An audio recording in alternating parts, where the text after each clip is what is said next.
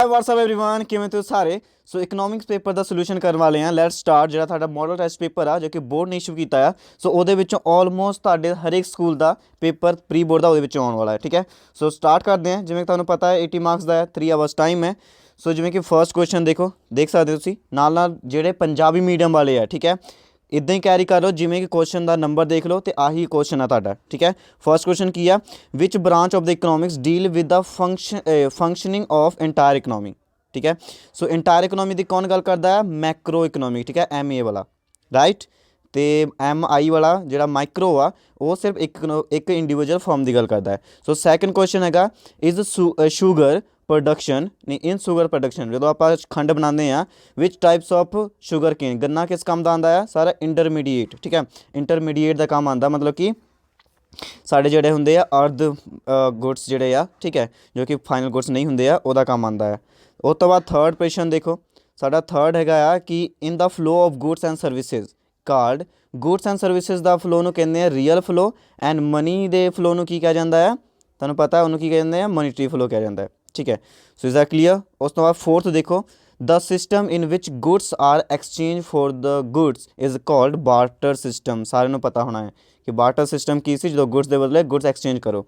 ठीक है, उस तो बाद देखो फिफ्थ है, which bank has right to issue currency. सारे पता central bank Reserve Bank of India ही सिर्फ राइट है इशू करना करंसी, होर कोई बैंक इशू नहीं कर सकती है।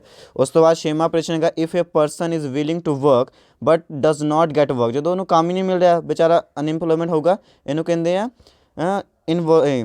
If a person willing to work but does not get work then situation called involuntary unemployed. हाँ, वॉलंटरी नहीं है, इनवॉलंटरी मतलब अपनी मर्जी तो बिना हो की कर रहा अनएम्प्लॉयमेंट है, साला रोज़गार ही नहीं मिल रहा साढ़े वर्गों तो की करना सी, घरे बैठना है।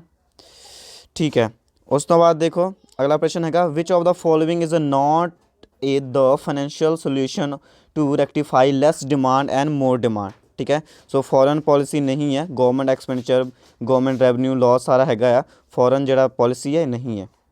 क्लीयर? उस तो बाद देखो बच्चे नैक्सट 8वां प्रश्न है, एक टैक्स की होंदा है? ये tax is a mandatory payment. ठीक है, जरूरी पेमेंट होंदा है, करना ही पैंदा थानू। ठीक है, सो वॉलंटरी पेमेंट तो नहीं होंदा, इस करके आप ऑल ऑफ दिस नहीं लगा सकते। वॉलंटरी थोड़ी अपनी मर्जी थोड़ी दे सकते हैं, ये मैंडेटरी होंदा कि तुसीं देना ही पैना थानू, जरूरी है। सो 9वां प्रश्न है, the difference between value of import and export physical goods is called trade balance. ठीक है, बैलेंस ऑफ ट्रेड, ये बी आंसर इज़ राइट आना थाडा। ओके, उस तो बाद देखो नैक्सट प्रश्न साडा की है 10वां प्रश्न है, which of the following characteristics were present in the Indian economy at the time of Indians independence. ठीक है, थोड़ा प्रोनाउंसिएशन गलत हो रही है, मतलब बोल नहीं पा रहे हैं, छो यार की है। सो देखो सारा कुछ सीगा कि अंडर डिवेलप सी साडा, स्टैगनेंट सी मतलब जीरो स्लो सीगा पूरा, सैमी फेडरल सीगा, ऑल ऑफ दिस सारा कुछ आना ये। ओके, सो नैक्सट क्वेश्चन देखो बच्चे 11वां की है, who is the chairperson of NITI Aayog. सो नीति आयोग का चेयरपर्सन तुहानूं पता है हमेशा प्राइम मिनिस्टर ही होंदा, साडा PM चेयरपर्सन होंदा है।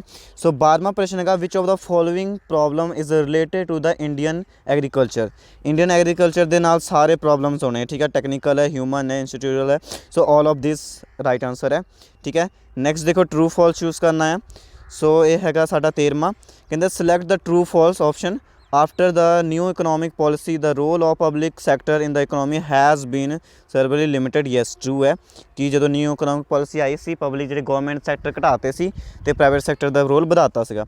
उस तो बाद 14वां प्रश्न साडा है कि वो among the following are the included in the rural poor. ठीक है, सो ऑल ऑफ दिस आ जाना लैंडलेस एंड मार्जिन फार्मर। ठीक है, रूरल आर्टिशंस। ठीक है, agricultural labours, all of this is the right answer. Is that clear? Now is the question number 15. Which of the following is the institutional source of credit? So all of these are commercial bank, cooperative bank, ठीक है, rural bank, regional bank, all of this. So जिन्हों का all of this answer है may be सारे all of this ही answer आना है।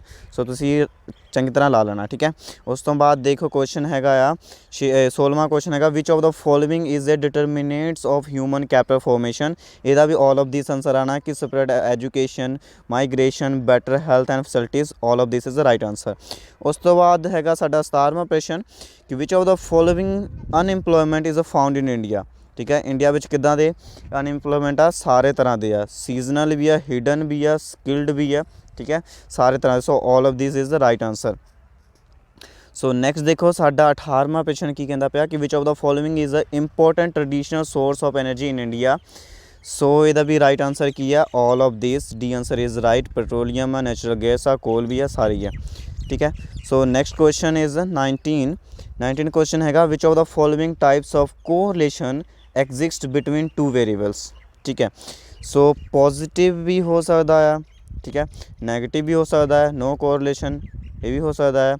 ਸੋ ਕੀ ਹੈ exist between two variables correlation. So ਇੱਕ ਤਾਂ ਚੂਜ਼ ਕਰ ਨਹੀਂ ਸਕਦੇ ਆਪਾਂ, ਰਾਈਟ। ਦੇਖੋ ਨਾ, ਕਿਉਂਕਿ ਪੋਜ਼ੀਟਿਵ ਵੀ ਹੁੰਦਾ ਆ, ਠੀਕ ਹੈ, ਨੈਗੇਟਿਵ ਵੀ ਹੁੰਦਾ ਆ, ਅਤੇ ਨੋ ਰਿਲੇਸ਼ਨ ਵੀ ਹੁੰਦਾ ਆ। ਸੋ ਸਿੰਪਲ ਹੈ ਕਿ ਆਲ ਆਫ ਇਹਦਾ ਨੋਨ ਆਫ ਦਿਸ ਆ ਜਾਣਾ, ਠੀਕ ਹੈ। So D answer right answer. So ਦੇਖੋ ਨੈਕਸਟ ਹੈਗਾ 20ਵਾਂ ਪ੍ਰਸ਼ਨ which one of the following is a not a type of index. So ਇਹਦੇ ਵਿੱਚ ਜਿਹੜਾ ਪ੍ਰਾਈਸ ਇੰਡੈਕਸ ਨੰਬਰ, ਠੀਕ ਹੈ, is a not type of index. Clear, ਕਿਉਂਕਿ ਇਹ ਸਾਡਾ ਫਾਰਮੂਲਾ ਹੈ, ਪ੍ਰਾਈਸ ਇੰਡੈਕਸ ਨੰਬਰ ਕੀ ਹੈ, ਫਾਰਮੂਲਾ ਹੈ, ਇਹ ਕੋਈ ਇੰਡੈਕਸ ਨਹੀਂ ਹੈਗਾ ਹੈ। ਕੋਸਟ ਲਿਵਿੰਗ ਇਹ ਸਾਡੇ ਟਾਈਪਸ ਹੈ ਉਹਦੇ, ਬਟ ਇਹ ਫਾਰਮੂਲਾ ਹੁੰਦਾ ਹੈ। Is that clear. So next ਦੇਖੋ ਆ ਤੁਹਾਨੂੰ ਇੱਕ ਪੈਰਾ ਦਿੱਤਾ ਹੋਣਾ, ਇਹਨੂੰ ਰੀਡ ਕਰਕੇ ਤੁਸੀਂ ਕੁਐਸਚਨਸ ਦੇ ਆਂਸਰ ਦੇਣੇ ਆ, ਠੀਕ ਹੈ। ਸੋ ਹਲੇ ਤਾਂ ਰੀਡ ਕਰਨ ਦੀ ਲੋੜ ਨਹੀਂ ਹੈ। ਸੋ ਆਪਾਂ ਸਿੱਧੇ ਇਹਦਾ ਆਂਸਰ ਦੇਖਦੇ ਹਾਂ। ਦੇਖੋ ਕੁਐਸਚਨ ਕੀ ਸਾਡਾ ਪਹਿਲਾ ਕੁਐਸਚਨ ਹੈ ਵਾਟ ਇਜ਼ ਐਜੂਕੇਸ਼ਨ। ਸੋ ਇਹਦਾ ਆਂਸਰ ਤੁਸੀਂ ਲਿਖੋਗੇ education is the quantitative process of imparting knowledge, ਠੀਕ ਹੈ, enhancing skill and development human values, ਠੀਕ ਹੈ। ਇਹ ਲਾਈਨ ਦੇਖੋ ਇਹਦੇ ਵਿੱਚ ਕਿੱਥੋਂ ਲੱਭਣਾ ਤੁਸੀਂ, ਇਹਦੇ ਵਿੱਚੋਂ ਪਹਿਲੀ ਲਾਈਨ ਆ, ਠੀਕ ਹੈ। ਦੇਖੋ ਪਹਿਲੀ ਲਾਈਨ ਆ, ਇੱਥੋਂ ਲੈ ਕੇ ਇਹ ਤੁਸੀਂ ਵੈਲਿਊਜ਼ ਇਨ ਹਿਊਮਨ ਬੀਇੰਗਸ ਇੱਥੇ ਤੱਕ ਹੈ, ਕਲੀਅਰ। ਸੋ ਨੈਕਸਟ ਕੁਐਸਚਨ ਹੈਗਾ what was the literacy rate in 1951। ਸੋ 1951 ਤੁਸੀਂ ਇੱਥੋਂ ਲੱਭ ਕੇ ਲਿਖ ਸਕਦੇ ਆ ਲਿਟਰੇਸੀ ਰੇਟ ਕਿੰਨਾ ਸੀਗਾ। ਦੇਖੋ 1951 ਵਿੱਚ ਲਿਟਰੇਸੀ ਰੇਟ ਸੀ 18.3 ਇਜ਼ ਰਾਈਟ ਆਂਸਰ। ਉਸ ਤੋਂ ਬਾਅਦ ਨੈਕਸਟ ਹੈਗਾ which state of the India had highest literacy rate in 2021, ਠੀਕ ਹੈ। ਸੋ ਕਿਹੜਾ ਸੀਗਾ ਜਦੋਂ ਉਹਦੇ ਵਿੱਚ 2011 ਵਿੱਚ ਦੇਖੋ Kerala, look at this, Kerala ਰਾਜ ਇਨ 93% ਹਾਈ ਲਿਟਰੇਸੀ ਰੇਟ ਸੀ। ਉਸ ਤੋਂ ਬਾਅਦ ਨੈਕਸਟ ਹੈਗਾ what was the literacy rate in Punjab 2011 ਵਿੱਚ ਪੰਜਾਬ ਵਿੱਚ ਲਿਟਰੇਸੀ ਕੀ ਹੈ। ਦੇਖੋ ਪੰਜਾਬ ਵਾਜ਼ 76.7%, ਤੁਹਾਨੂੰ ਸਾਰੇ ਮਿਲ ਗਏ ਆ। ਉਸ ਤੋਂ ਬਾਅਦ ਦੇਖੋ ਨੈਕਸਟ ਤੁਹਾਨੂੰ ਇੱਕ ਨੰਬਰ ਵਾਲੇ ਕੁਐਸਚਨ ਹੈ, 16 ਕੁਐਸਚਨ ਇੱਕ ਨੰਬਰ ਵਾਲੇ ਆ, ਠੀਕ ਹੈ। ਸੋ ਦੇਖੋ ਵਾਟ ਇਜ਼ ਦਾ ਕੁਐਸਚਨ, ਕਹਿੰਦੇ ਇਨਵੈਂਟਰੀ ਕੁਐਸਚਨਸ ਰਿਲੇਟਡ ਟੂ 16 ਸਬਸੈਕਸ਼ਨਸ ਹੈ ਇਹਦੇ ਵਿੱਚ। ਸਭ ਤੋਂ ਇਹਦੇ ਵਿੱਚ ਪਹਿਲਾ ਕੁਐਸਚਨ ਕੀ ਆ which is the famous book of Keynes. ਤੁਹਾਨੂੰ ਸਾਰਿਆਂ ਨੂੰ ਪਤਾ ਹੈ ਫੇਮਸ ਦੀ ਇਹ ਕੀਨਸ ਦੀ ਜਿਹੜੀ ਫੇਮਸ ਬੁੱਕ ਕਿਹੜੀ ਆ ਹੈਗੀ general theory of employment interest and money, general theory of employment interest and money. Second question what is barter system of exchange. ਤੁਹਾਨੂੰ ਪਤਾ ਹੈ ਐਕਸਚੇਂਜ ਆਫ ਗੁੱਡਸ ਗੁੱਡਸ ਦੇ ਬਦਲੇ ਗੁੱਡਸ ਐਕਸਚੇਂਜ ਕਰਨਾ, ਠੀਕ ਹੈ। The system under goods or services are exchange directly for other goods or services, ਠੀਕ ਹੈ। ਗੁੱਡਸ ਐਂਡ ਸਰਵਿਸਿਜ਼ ਡਾਇਰੈਕਟਲੀ ਕਿਹਦੇ ਲਈ ਐਕਸਚੇਂਜ ਕੀਤਾ ਸੀ, ਨੋ ਮਨੀ, ਹੋਰ ਕਿਸੇ ਚੀਜ਼ ਲਈ ਨਹੀਂ ਕੀਤਾ ਜਾਂਦਾ, ਗੁੱਡਸ ਲਈ ਕੀਤਾ ਜਾਂਦਾ ਸੀ, ਮਤਲਬ ਗੁੱਡਸ ਲਈ ਗੁੱਡਸ ਐਕਸਚੇਂਜ ਕਰਨਾ, it's a barter system. Next ਹੈਗਾ which is the central bank of India, ਠੀਕ ਹੈ। ਸੈਂਟਰਲ ਬੈਂਕ ਆਫ ਇੰਡੀਆ ਕਿਹੜਾ ਆ, ਰਿਜ਼ਰਵ ਬੈਂਕ ਆਫ ਇੰਡੀਆ, ਤੁਹਾਨੂੰ ਸਾਰਿਆਂ ਨੂੰ ਪਤਾ ਹੀ ਹੈ, ठीक है। नेक्स्ट देखो what is aggregate demand, ठीक है। the sum of total demand is called of all goods and services is called ਕੀ ਕਿਹਾ ਜਾਂਦਾ ਉਹਨਾਂ ਨੂੰ, ਐਗਰੀਗੇਟ ਡਿਮਾਂਡ ਕਿਹਾ ਜਾਂਦਾ, ਠੀਕ ਹੈ। ਐਗਰੀਗੇਟ ਡਿਮਾਂਡ ਵਿੱਚ ਕੀ ਹੁੰਦਾ ਸਾਡਾ ਦੇਖੋ ਕੰਜ਼ੰਪਸ਼ਨ, ਇਨਵੈਸਟਮੈਂਟ, ਗਵਰਨਮੈਂਟ ਦਾ expend, import export, net export ਕਹਿ ਸਕਦੇ ਨੇ, ਠੀਕ ਹੈ। ਸਾਰੇ ਜਿਹੜੇ 4 ਫੈਕਟਰਸ ਹੈ ਨਾ, ਚਾਰਾਂ ਦੇ ਇਨਕਮ ਜਿਹੜੇ ਖਰਚੇ ਨੂੰ ਜੋੜ ਕੇ ਅਸੀਂ ਕੀ ਬਣਦਾ ਐਗਰੀਗੇਟ ਡਿਮਾਂਡ ਬਣਦਾ ਹੈ, ਠੀਕ ਹੈ, ਸਾਰੇ ਦੇ ਡਿਮਾਂਡਸ ਨੂੰ, ਠੀਕ ਹੈ। ਸੋ ਨੈਕਸਟ ਕੁਐਸਚਨ ਹੈਗਾ what is the problem of insufficient low demand, ਜਿਹਨੂੰ ਅਸੀਂ ਲੋ ਡਿਮਾਂਡ ਕਹਿੰਦੇ ਹਾਂ, ਮਤਲਬ ਘੱਟ ਡਿਮਾਂਡ ਨੂੰ ਕਿਹੜੀ ਸਥਿਤੀ ਹੁੰਦੀ ਹੈ। ਦੇਖੋ ਜਦੋਂ ਘੱਟ ਡਿਮਾਂਡ ਹੋਵੇ ਸਿੰਪਲ ਹੈ ਕਿ ਕੀ ਆ, ਜੇ ਡਿਮਾਂਡ ਘੱਟ ਹੈ ਸਪਲਾਈ ਤੋਂ, ਇਹਦਾ ਇਹ ਮਤਲਬ ਹੈ ਸਿੰਪਲ। ਦੇਖੋ deficit at low demand means when aggregate demand is less than aggregate supply. Supply ਜਿੰਨੀ ਹੋ ਰਹੀ ਹੈ ਮਾਰਕੀਟ ਵਿੱਚ, ਸਮਝ ਲਓ ਕਿ 200 ਕੱਪੜੇ ਆ ਰਹੇ ਆ ਪਰ ਲੋਕੀ ਕਿੰਨੇ 50 ਕੱਪੜੇ ਖਰੀਦ ਲਏ ਆ, ਇਹਨੂੰ ਕਹਿੰਦੇ ਲੈਸ ਡਿਮਾਂਡ, ਠੀਕ ਹੈ, ਸਿੰਪਲ, ਠੀਕ ਹੈ। ਸੋ ਇਹਦੇ ਵਿੱਚ ਕੀ ਹੁੰਦਾ ਏ ਡੀ ਜਿਹੜਾ ਹੁੰਦਾ ਲੈਸ ਦੈਨ ਕੀ ਹੁੰਦਾ ਆ ਏ ਐਸ ਹੁੰਦਾ ਹੈ, ਠੀਕ ਹੈ। ਏ ਡੀ ਮਤਲਬ ਐਗਰੀਗੇਟ ਡਿਮਾਂਡ, ਏ ਐਸ ਮਤਲਬ aggregate supply, is that clear. So next ਦੇਖੋ 6ਵਾਂ ਪ੍ਰਸ਼ਨ ਹੈਗਾ ਵਾਟ ਇਜ਼ ਡੈਫੀਸ਼ੀਟ ਬਜਟ, ठीक है। Deficit budget means when the total receipts of government are low but total expenditure is high, ठीक है। Deficit budget ਉਹੀ ਹੋਇਆ ਨਾ कि ਜਿਹੜਾ ਇਨਕਮ ਹੈ ਗੌਰਮੈਂਟ ਦਾ, ਠੀਕ ਹੈ, ਜਿੰਨਾ ਰਿਸੀਵ ਹੋ ਰਿਹਾ ਉਹ ਘੱਟ ਹੈ, ਐਂਡ ਜਿਹੜਾ ਐਕਸਪੈਂਡੀਚਰ ਕਰ ਰਿਹਾ ਖਰਚਾ ਤੁਹਾਡੇ 'ਤੇ ਕਰ ਰਿਹਾ ਆਮ ਪਬਲਿਕ 'ਤੇ ਉਹ ਜ਼ਿਆਦਾ ਹੈ, ਠੀਕ ਹੈ, ਸੜਕਾਂ ਵਗੈਰਾ ਬਣਾਉਣਾ, ਠੀਕ ਹੈ। ਸੋ ਇਹਨੂੰ ਕੀ ਕਿਹਾ ਜਾਂਦਾ ਹੈ, ਡੈਫਿਸਿਟ। ਇਹਦੇ ਵਿੱਚ ਕੀ ਹੁੰਦਾ, ਦੇਖੋ ਟੋਟਲ ਐਕਸਪੈਂਡੀਚਰ ਹੁੰਦਾ ਹਾਈਅਰ ਦੈਨ ਟੋਟਲ ਰਿਸਿਪਟਸ।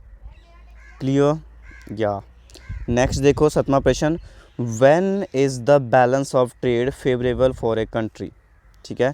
सो ਇਹਦਾ ਆਨਸਰ ਹੈ ਕਦੋਂ ਹੁੰਦਾ ਹੈ, the balance of trade will be favourable when the value of import during financial year is less than value of export. Export ਹੁੰਦਾ ਵੇਚਣਾ, ਇੰਪੋਰਟ ਹੁੰਦਾ ਮੰਗਾਉਣਾ। ਸਿੰਪਲ ਹੈ, ਫੇਵਰੇਬਲ ਕਦੋਂ ਹੋਗਾ, ਜਦੋਂ ਅਸੀਂ ਵੇਚਿਆ ਜ਼ਿਆਦਾ ਆ, ਫਾਇਦਾ ਸਾਨੂੰ ਜ਼ਿਆਦਾ ਹੋਇਆ ਆ ਅਤੇ ਅਸੀਂ ਮੰਗਾਇਆ ਘੱਟ ਹੈ, ਠੀਕ ਹੈ। ਸੋ ਕਲੀਅਰ। ਸੋ ਨੈਕਸਟ ਦੇਖੋ ਪ੍ਰਸ਼ਨ ਹੈਗਾ ਆ ਕਿ what was the timing of first 5 year plan in India. So ਇਹਦਾ ਟਾਈਮਿੰਗ ਕੀ ਸੀ, ਫਸਟ 1951 ਤੋਂ 56 ਤੱਕ 5 ਸਾਲ ਦਾ ਸੀਗਾ, ਓਕੇ। ਸੋ ਨੈਕਸਟ ਪ੍ਰਸ਼ਨ ਸਾਡਾ ਹੈਗਾ ਆ ਕਿ what is the minimum support price, ਜਿਹਨੂੰ MSP ਕਹਿੰਦੇ ਆ। ਇਹਦੇ ਵਿੱਚ ਤੁਹਾਨੂੰ ਬਹੁਤ ਜ਼ਿਆਦਾ ਸੁਣਿਆ ਹੋਣਾ MSP, ਠੀਕ ਹੈ। ਸੋ MSP ਮੀਨਸ ਦੇਖੋ ਕੀ ਹੁੰਦਾ, price at which government will purchase the crops, ਠੀਕ ਹੈ, if the market price is less than its, ਠੀਕ ਹੈ। ਸੋ ਉਹ ਜਿਹੜਾ ਮਿਨੀਮਮ ਪ੍ਰਾਈਜ਼ ਹੁੰਦਾ ਜਿਸ ਪ੍ਰਾਈਜ਼ 'ਤੇ ਗੌਰਮੈਂਟ ਸਾਡੇ ਤੋਂ ਅਨਾਜ ਖਰੀਦ ਲੈਂਦੀ ਆ, ਠੀਕ ਹੈ, ਜਦੋਂ ਕਿ ਮਾਰਕੀਟ ਨਹੀਂ ਖਰੀਦਦੀ ਹੈ, ਠੀਕ ਹੈ, ਓਕੇ। ਸੋ ਨੈਕਸਟ ਦੇਖੋ,